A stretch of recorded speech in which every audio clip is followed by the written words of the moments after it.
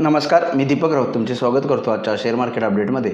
आज market positive केलेली, पण बिलो 23,000 कंटिन्युअस मेंटेन राहिला आणि कालही मी म्हटलं की 23,000 एक रेजिस्टन्स आहे, त्याच्यावरती गेलं तर फर्दर अप मूव्ह होईल आणि 23,000 मार्केटला आज काय फारसा क्रॉस झाला नाही। मॉर्निंगमध्ये अटेम्प्ट झाला निफ्टीकडून 23,000च्या वरती जाण्याचा, पण तो फेल राहिला आणि त्यानंतर मात्र मार्केट जे आहे ते थोडं खाली आलं निगेटिव्ह बायसमध्ये।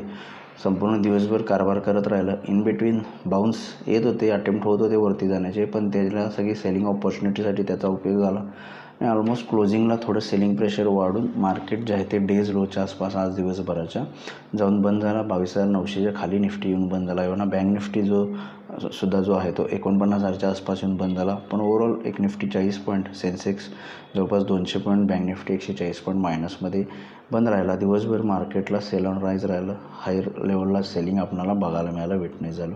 व्होलॅटिलिटी ही कंटिन्यू राहणार आहे, कारण इलेक्शनच्या आधीचा लास्ट वीक आहे, प्लस मंथली एक्सपायर आहे स्टॉक आणि फ्युचर्सची। त्यासोबत 1 तारखेला शनिवारी एक्झिट पोल येतील, त्याच्या रिगार्डिंग मार्केट सोमवारी बिहेव होईल एक्झिट पोलवर आणि मंगळवारी रिझल्ट्स आहेत। त्यामुळे मंगळवार दुपारनंतरनं जसे रिझल्ट्स 1-1.5 नंतरनं क्लिअर आउट होतील, त्यानंतर मार्केट एक मोमेंटम वन वे पकडेल असं वाटतं। BJP 350च्या आसपास आलं तर मला वाटतं मार्केट जे आहे ते वरतीच जाऊ शकतं।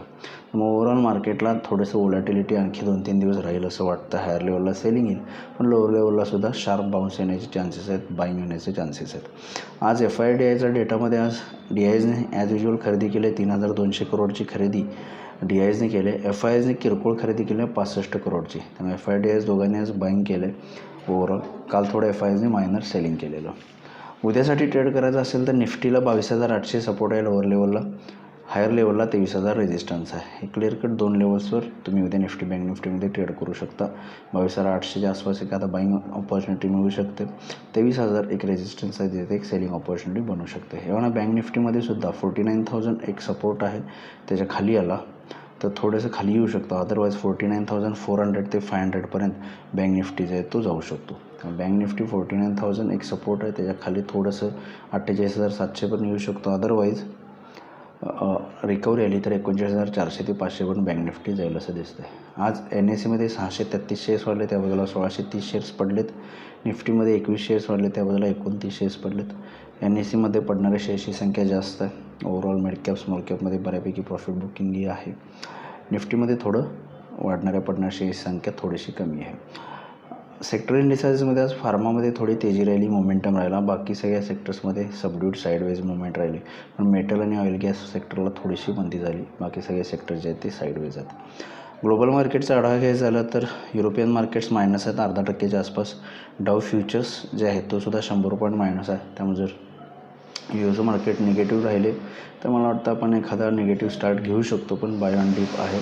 फार मोठी डिक्लाईन येईल असं मला वाटत नाही इलेक्शनच्या आधी, आणि फार मोठा राईजही येईल असं वाटत नाही। मार्केट एक रेंज बाउंड मुवमेंटमध्ये राहू शकते, त्यामुळे 22,800च्या आसपास बायंग ऑपॉर्च्युनिटी आहे, 23,000च्या आसपास सेल ऑपॉर्च्युनिटी आहे, आणि 49,000च्या आसपास बँक निफ्टीत बाईंग आहे, 49,400च्या आसपास सेलिंग ऑपॉर्च्युनिटी आहे। तर बघूया मार्केट सुद्धा कशा पद्धतीने बिहेव होते। माझा व्हिडिओ ऐकला त्याबद्दल धन्यवाद। माझा व्हिडिओ लाईक करा, शेअर करा, माझ्या चॅनल सबस्क्राईब करून डेली अपडेटसाठी बेल आयकॉनला क्लिक करा। धन्यवाद।